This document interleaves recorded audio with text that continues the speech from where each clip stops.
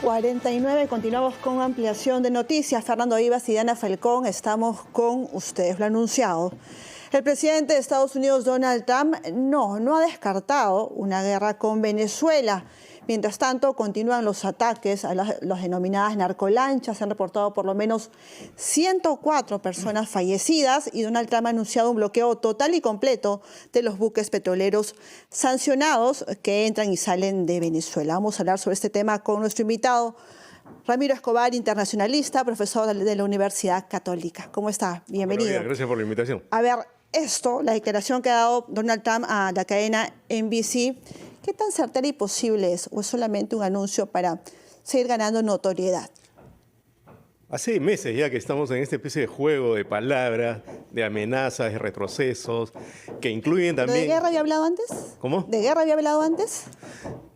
Yo creo que la mejor alternativa para salir de esto es un acuerdo, una negociación. Y este juego del que estoy hablando ha incluido una conversación entre Trump y Maduro, que ellos mismos han revelado, ¿no? Aunque no dieron muchos detalles de qué Nada, fue la casi. conversación. Bueno, las versiones que han trascendido son que Maduro le dijo, dame 2 años, dejo el poder en Delcy Rodríguez, que es la vicepresidenta, y se llaman elecciones con un nuevo Consejo Nacional Electoral, y Trump le dijo no, 48 horas. Entonces, al final, es la versión que ha corrido, ¿no?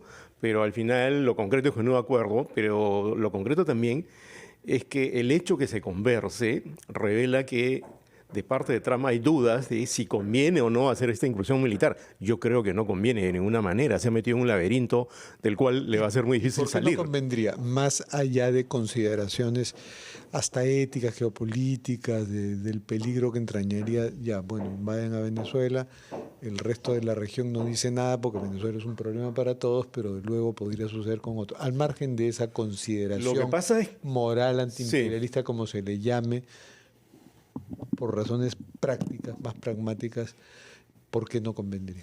lo que pasa, Fernando, es que imagínate que Estados Unidos intervenga militarmente como alguna gente imagina que podría hacerlo, ¿no? Es decir, incursionando con soldados, con marines. O quirúrgicamente enviando Eso misiles a podría donde ser más presuntamente factible, esté. ¿no? Mandar drones, ¿no? Pero aún en ese caso habría problemas. Pero imagínate que lo haga, ¿no? O imagínate que haga algo así como lo que se hizo en Panamá en el año 89, ¿no?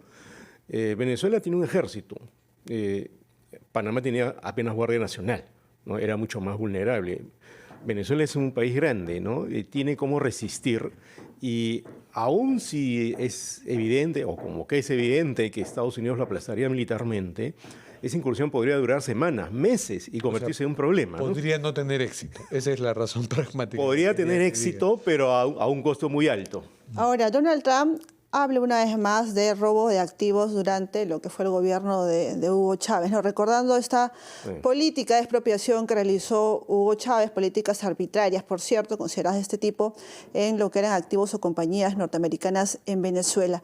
Esa puede ser una herramienta de la que se valga Donald Trump para incursionar o aplicar medidas más severas que afecten Venezuela y la estabilidad de Hugo Chávez, perdón, de Nicolás Maduro en su país.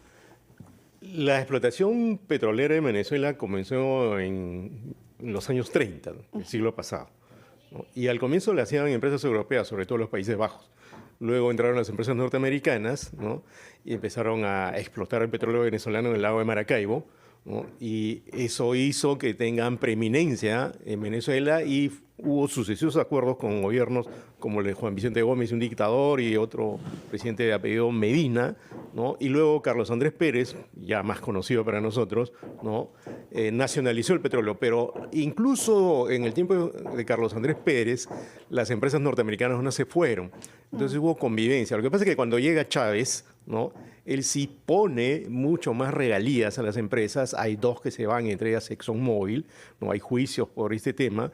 Entonces, en la cabeza de Trump lo que hay es, nos han quitado todo lo que nosotros invertimos en explotar el petróleo y casi como que asume que ese petróleo era de él, cuando el petróleo era venezolano, y en un momento habla de sudor incluso en el documento. Pero Venezuela ha perdido los procesos arbitrales. Claro, sí. Pero digamos, cuando él dice esto se ha ganado con el sudor de los norteamericanos, se olvida que los trabajadores eran venezolanos, ¿no? Entonces, ¿es posible que el tema del petróleo estuviese en esa conversación con Maduro y que sea un posible tema para llegar a un acuerdo?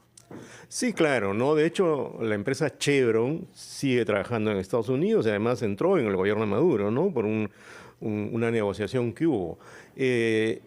Estados Unidos no es dependiente del petróleo venezolano, tiene cómo abastecerse. Pero la ecuación que se está planteando es una ecuación de dominación regional política. Hay que leer el último documento de la Casa Blanca del gobierno de Trump, ¿no? Estrategia de Seguridad Nacional, en el cual hace como una especie de diseño de lo que debería ser para la región, y habla de gobiernos aliados, habla de combatir el narcotráfico, combatir la inmigración, y en ese paquete hay que incluir el interés que tendría en rediseñar el mapa regional, ponerlo a su favor con gobernantes afines, y que el petróleo sea un recurso con el que cuenten, ¿no? Lo que sí es cierto y es una mala noticia para el régimen de Maduro es que si Trump, a pesar de las razones pragmáticas que tú has dicho, no es tan seguro de qué pasaría al día siguiente. Hay una zona de niebla, una ¿no? Intervención. Claro, hay una zona de niebla que podría favorecer incluso al propio Maduro y no haber resuelto nada y con un coste tremendo. Más allá de eso, lo que sí sorprende es que en la región el problema que ha causado la migración venezolana es tal, hasta ya se anuncian tensiones entre Perú y Chile, que nos lleva también por el tema de la migración venezolana. El problema que ha causado es tal que si se diera una intervención, buena parte de América Latina sí lo haría de costado, tal vez salvo México, ni estoy seguro de Brasil, porque Brasil sí tiene una incidencia directa de migración venezolana. ¿Cómo analizas eso? Lo que pasa, Fernando, es que también se correría el riesgo de que haya incluso más inmigración, más gente que sale debido a una intervención que no acaba, ¿no? Por eso mismo, ¿no? Por eso mismo. Claro, ¿por qué tendríamos que asumir que la gente volvería inmediatamente? De pronto se genera un caos que hace que incluso más gente salga y sería aún peor, ¿no? Yo creo que si se produce una intervención de cualquier tipo, ahí se vería digamos, en la región. Recién ahí, porque más o menos ya como yendo un poco a la pregunta que planteaba Fernando, a la distribución del mapa geopolítico de la región. Por ejemplo, Gustavo Petro le ha dicho a Donald Trump, un momentito, si cuestionamos los actos de Trump en Venezuela, pero no le digan a mis militares qué hacer. Y en el caso de Claudia Sheinbaum desde México sí cuestiona directamente las acciones de Donald Trump. Y el canciller Hugo Essel ha dicho que Maduro es un dictador y que solo reconoce el gobierno de Edmundo González. ¿Cómo se redistribuye este mapa de apoyo o no? ¿Cómo se podría reflejar luego de próximas acciones que se podrían ejecutar en Venezuela? Esa es una pregunta súper interesante porque además el próximo año hay elecciones acá, hay elecciones en Colombia, ¿no? Entonces hay que pensar cuál sería el eco de una intervención. Bueno, Kast ya dijo que no le corresponde a él resolver el problema, pero cualquiera que lo resuelva, bienvenido. Sí, es una manera de decir estoy de acuerdo, ¿no? Exactamente. Acá no hay que olvidar que el canciller de Cela fue uno de los promotores del grupo de Lima, ¿no? El grupo que presionó a Venezuela durante meses sin tener muchos logros, ¿no? Y siempre él dijo, ante las insinuaciones en ese momento de Iván Duque, que era el presidente colombiano, y de Bolsonaro, presidente de Brasil, que se apostaba por una solución pacífica y negociada. La posición del Perú de Cancillería siempre ha sido en esa línea. Entonces dudo que nosotros vayamos a decir, no, eso está bien. En ese entonces el Grupo Lima estaba a la expectativa de que el primer gobierno de Trump hiciera algo al respecto, ¿no? Claro, pero nosotros siempre dijimos que la salida tiene que ser negociada y pacífica. Bueno, parte de la negociación y de la paz, para algunos pues que están pensando para evitar ese escenario que dices tú, una invasión podría generar tal caos en Venezuela que haya una nueva oleada de migrantes. Sería peor, ¿no? Eso es bastante probable. Una suerte ¿no? de plan Marshall para que Estados Unidos se haga cargo de la estabilidad económica de Venezuela y no produzca más oleadas de migrantes. Claro, lo que pasa es que en el documento que ha publicado Trump de 29 páginas donde habla del mundo, ¿no? Lo que se dice es que vamos a ayudar, y casi lo dice de manera explícita, ¿no? A los gobiernos que se alinean con nosotros. A los que no, y hemos tenido una prueba cuando se producen las elecciones parlamentarias en Argentina, prácticamente hay una amenaza, ¿no? O votan por Milei o no hay ayuda. Entonces, es una forma de relacionarse con América Latina más próxima al garrote que a la zanahoria. Los ¿no? aranceles, por ejemplo. ¿No? Los aranceles, ¿no? Y a propósito de garrote y zanahoria, también se ha utilizado el tema de Venezuela para distraer de lo que ha hecho ayer Estados Unidos, ¿no? Mientras todos pensando, ay, ¿qué pasará en La Venezuela? lista Epstein. Ayer, Sí. no, me refiero a otra cosa, al ataque con misiles A ISIS. a ISIS en Siria, ¿no? Sí. Se supone que en el gobierno de Trump no iba a haber ese tipo de acciones, ¿no?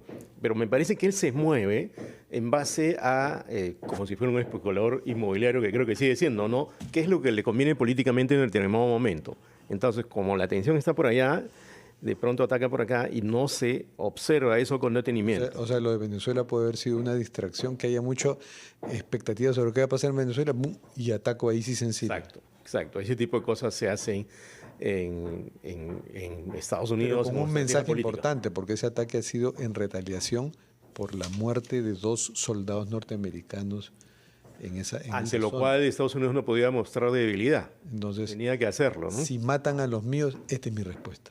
Exacto. Hay un mensaje ahí importante. Eso es lo que está transmitiendo esa acción. Lo que ocurre es que se hace cuando se sube el volumen, digamos, de la atención Exacto. con Venezuela, para que no se mire mucho allá.